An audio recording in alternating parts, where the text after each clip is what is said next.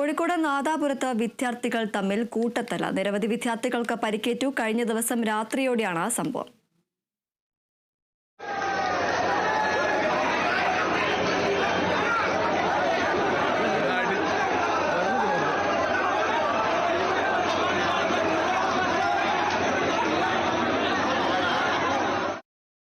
നാദാപുരം ടൗണിനോട് ചേർന്ന വ്യാപാര സമുച്ചയത്തിലും സംസ്ഥാന പാതയിലുമായാണ് വിദ്യാർത്ഥികൾ ഏറ്റുമുട്ടിയത്. 100ഓളം വരുന്ന വിദ്യാർത്ഥികളാണ് തമ്മിൽ തല്ലിയത്. നാദാപുരം പോലീസ് എത്തി ലാത്തി വീശിയും നാട്ടുകാരിടപെട്ടുമാണ് വിദ്യാർത്ഥികളെ പിരിച്ചുവിട്ടത്. 3 വർഷം മുമ്പ് പേരോട് സ്കൂളിൽ വെച്ച് വിദ്യാർത്ഥികൾ തമ്മിലുണ്ടായ കുടിപ്പകയാണ് ഏറ്റുമുട്ടലിൽ കലാശിച്ചത്. നാദാപുരത്ത് ടർഫിൽ നിന്നും വിദ്യാർത്ഥികൾ തമ്മിൽ തല്ലിയതിന് നേരത്തെ നാദാപുരം പോലീസ് കേസെടുത്തിരുന്നു. കഴിഞ്ഞ ദിവസം നടന്ന സംഘടനത്തിലും പോലീസ് ലാത്തി ചാർജിലും പലർക്കും പരിക്കേറ്റെങ്കിലും ആരും ആശുപത്രിയിൽ ചികിത്സ തേടിയിട്ടില്ല. ഉപജില്ലാ കലോത്സവം നാദാപുരം ടൗണിൽ പുരോഗമിക്കുകയാണ്. കലോത്സവ സ്ഥലത്ത് എത്തിയ വിദ്യാർത്ഥികളാണ് പരസ്പരം ഏറ്റുമുട്ടിയതെന്ന് പോലീസ് പറഞ്ഞു. Kerala vision news, Kozhikode.